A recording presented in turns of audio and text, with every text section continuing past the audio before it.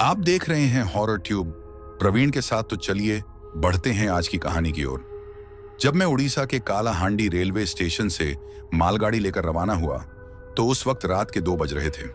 मालगाड़ी की अंतिम बोगी के साथ लगा मेरा गार्ड रूम रात को वैसे भी बहुत डरावना लगता था, और डर तब ज्यादा लगता जब मालगाड़ी किसी वीराने में खड़ी हो जाती।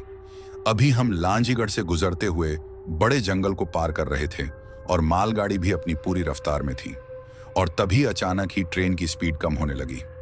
तभी मैं गार्ड रूम से बाहर निकला ये देखने के लिए कि कहीं सिग्नल रेड तो नहीं है, मगर देखने पर पता चला कि सिग्नल तो ग्रीन ही है।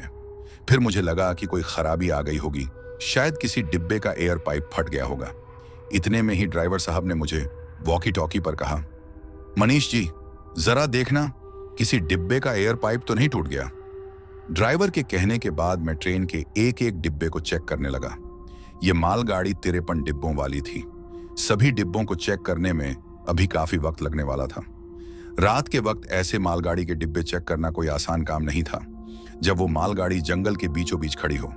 खैर, अब तक मैंने काफी डिब्बों की जांच कर ली थी। अब तक सब ठीक था। डिब्बों की जांच करते करते अब मुझे ठंड महसूस होने लगी थी। मुझे लगा कि शायद ये ठंड घने जंगल के कारण होगी। फिर मैं अगले डिब्बे की ओर बढ़ा तो ठंड से मेरी कंपी छूटने लगी और साथ ही मेरे रोंगटे भी खड़े हो गए। मुझे यह समझ नहीं आ रहा था कि सच में इतनी ठंड है या सिर्फ मुझे ही लग रही है। खैर, इतनी ठंड होने के बावजूद मैं बाकी डिब्बों की जांच करने आगे बढ़ा और अगले डिब्बे की जांच करने के लिए नीचे झुका। मैं उस डिब्बे की जांच करके उठ ही रहा था कि मुझे कुछ दिखा। जब मैंने टॉर्च की रोशनी उस पर डाली तो उस डिब्बे से कुछ टपक रहा था। मैंने उसे करीब से देखा तो वो खून था। फिर मैंने ऊपर की ओर देखा जहां से खून टपक रहा था। मैंने पाया कि वहां पर एक इंसान का धड़ फंसा हुआ है जो तड़प रहा था। फिर मैंने अपने ड्राइवर को इन्फॉर्म किया कि कोई ट्रेन की चपेट में आ गया है जिसका धड़ नीचे फंसा हुआ है। फिर ड्राइवर ने कहा, आप रुको, हम आ रहे हैं। फिर जब बात करने के बाद वापस उस धड़ की तरफ देखा तो वो वहां पर नहीं था। मैं ये देखकर हैरान था कि भला ऐसा कैसे हो सकता है कि तभी मेरे पीछे से एक आवाज आई। मैं बिना सोचे वहां से चीखते हुए भागा। भागते हुए मैंने ड्राइवर को बता दिया कि यहां कोई एक्सीडेंट नहीं हुआ है। अगर जान बचानी है तो जल्दी से यहां से मालगाड़ी निकालो। अब मालगाड़ी भी चलने लगी थी और मैं अभी भी अपने गार्ड रूम की तरफ भागे जा रहा था। जैसे तैसे करके आखिर में अपने गार्ड रूम के डिब्बे में चढ़ ही गया, और अब तक ट्रेन की स्पीड भी काफी बढ़ चुकी थी।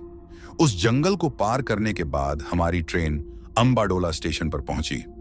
वहां पर पता चला कि उस ट्रैक से गुजरने वाली ट्रेन अक्सर अपने आप रुक जाती है और कुछ देर बाद अपने आप चलने लगती है। कहा जाता है कि उस जंगल के ट्रैक पर काफी लोगों की जान चली गई है, जिस वजह से वो एरिया हॉन्टेड हो गया है। तो दोस्तों, इस कहानी में इतना ही। अगर कहानी आपको पसंद आई हो तो वीडियो को लाइक, शेयर और कमेंट जरूर करें और सब्सक्राइब करना ना भूलें।